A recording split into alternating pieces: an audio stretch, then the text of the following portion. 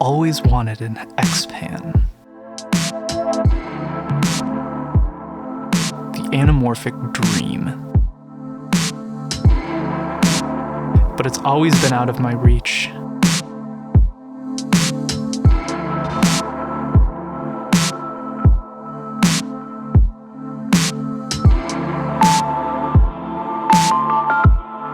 So I built my own.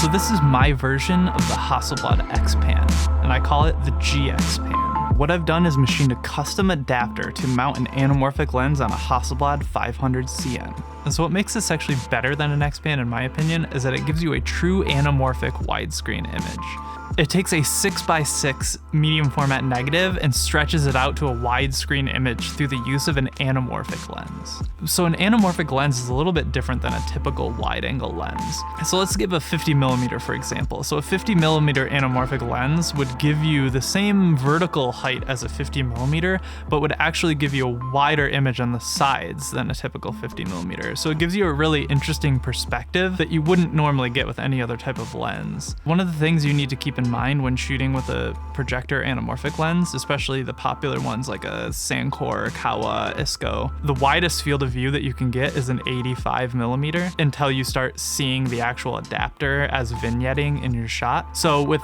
the Hasselblad, I went with the 150mm f4 Zeiss lens. So that gives me the widest possible field of view that I can get, which is roughly an 85mm equivalent on medium format. And that lens already is fantastic, an amazing portrait lens, but that combined with the anamorphic adapter gives some really, really cool images.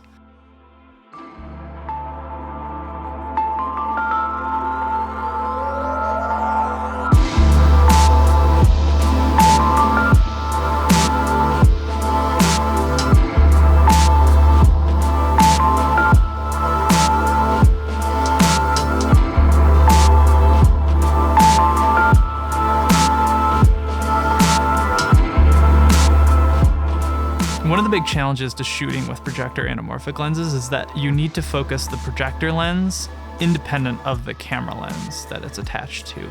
So to make this easier on my camera, I measured some focus charts out with a measuring tape to the distances labeled on the camera lens. And then I would set the anamorphic lens until it was in focus at that distance. And then I put my own focus marks with the distance correlated to that of the Hasselblad lens. It actually makes focusing a lot easier, but it requires you to guess the distance that your subject is away to start that first focus and then to focus the projector lens to meet that distance.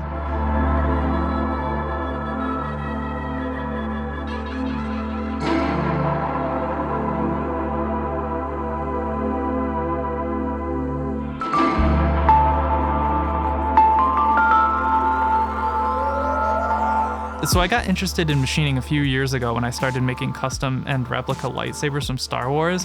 I've actually incorporated camera lens elements into some of the things that I've made for lightsabers. That really got me interested in trying to make adapters to mount some old or uncommon lenses to, my Fuji and my Sony and my Leica. And that kind of led me to machining this adapter to attach the anamorphic lens to my Hasselblad. So there are anamorphic lens adapters that you can buy from companies like Vid Atlantic. They're okay, they're pretty cheap, but the one issue that I have with them is that you're required to suspend the lens between multiple screws. It's always pretty finicky and you kind of have to adjust the lens because they're made to fit many types of lenses. This adapter that I made is purpose-built specifically for the Sankor 16C lens that I have and the 150mm Hasselblad lens. I've machined the adapter to fit the lens perfectly snug. It has no room to move around inside there and slides in perfectly, and then there's a set screw on the top. So the other side is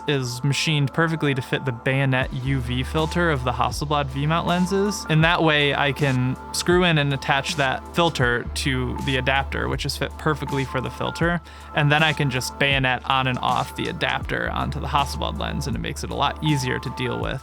So I just leave the adapter on the anamorphic lens at all times and then just bayonet mount the adapter on and off. Much easier to deal with than, your typical anamorphic clamp. This is such a fun camera to use. It's literally like walking around with an IMAX camera, like an IMAX movie camera that just takes stills. It's pretty cool. I'm a cinematographer by trade. Walking around with a camera that instantly makes everything look like a movie is unbelievably fun to use. So if you like this kind of weird experimental camera stuff, or you just like shooting film in general, be sure to subscribe to the channel because there's gonna be a lot more film stuff in the future, as well as me attaching cameras and lenses that don't belong together. So we'll see you in the next one.